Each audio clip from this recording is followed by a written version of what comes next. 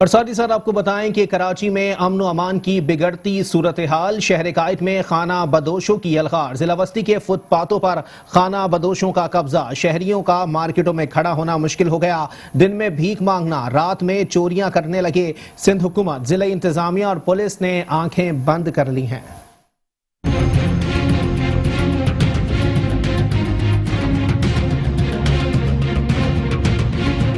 अमन अमान की बिगड़ती सूरत हाल, वजह शहर कायद में है खाना बदोशों की यलगार। कराची का कोई कोना, इलाका, सड़क, शहरा, चौराहा, पुलिया या फुटपाथ ऐसी बाकी नहीं जहां ये खाना बदोश घूमते और मजे से दंदनाते फिरते ना दिखाई देते हों। मुल्क के दीगर हिस्सों से आए इन खाना बदोशों ने न सिर्फ शहर की मुख्तलिफ मकामात पर कब्जा जमाया हुआ है, वहीं स्ट्रीट क्राइम की वारदातों समेत गदागरी का रूप धार कर शहर में अपना एक पुराज़म नेटवर्क भी चला रहे हैं।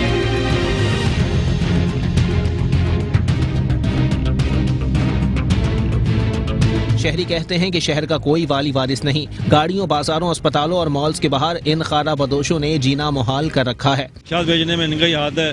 पुल के नीचे पुलिस वाले आते हैं, पकड़ के ले जाते हैं, फिर छूट जाते हैं। ये लोग बेचते हुए पकड़ा है, पीते हुए भी पकड़ा है। यहाँ पुल के ऊपर अभी शाम में आना, ऐसे पीते हुए नजर आएंगे आपको। कराची के मुकामी लोग हैं वो तो बहुत ही कम नज़र आएंगे, लेकिन इनकी तादाद हर जगह आपको नज़र आएंगे। यही कहीं चरस पी रहे हैं, कहीं पाउडर पी रहे हैं, बाहर से आए हुए लोग सारे हर जगह जगह पे कब्जा हुआ हुआ है इनका।